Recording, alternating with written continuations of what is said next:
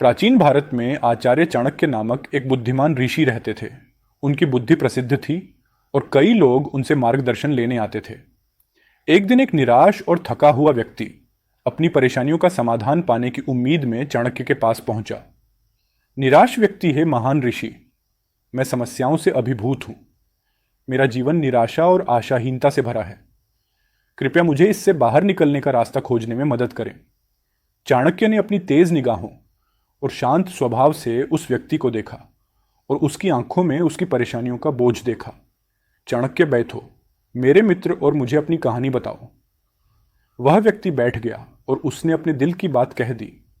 अपनी असंख्य समस्याओं के बारे में बताया। उसका असफल व्यवसाय, उसके परिवार का नुकसान और कर्ज का बोझ जिसने उसकी आत्मा को कुचल दिया था। निराश व्यक्ति, मैंने सब कुछ खो दिया है आचार्य। मैं आशाहीन और दिशाहीन हो गया हूं। मुझे क्या करना चाहिए?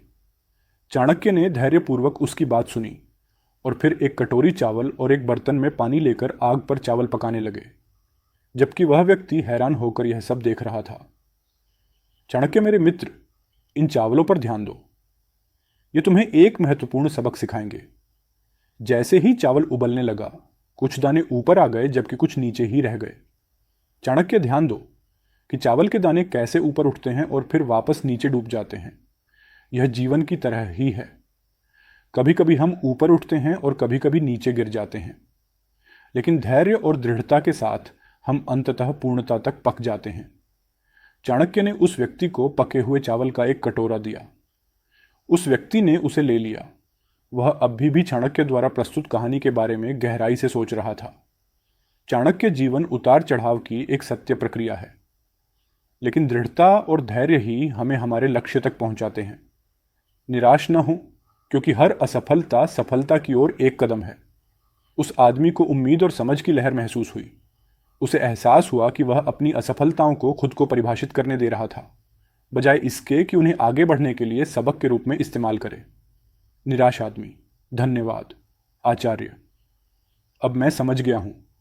मुझे धैर्य और दृढ़ता रखनी होगी, चाहे मैं कितनी भी बार गिरूं। नए दृढ़ संकल्प के साथ वह व्यक्ति खड़ा हुआ और चाणक्य को प्रणाम किया। चाणक्य, मेरे मित्र, साहस के साथ आगे बढ़ो।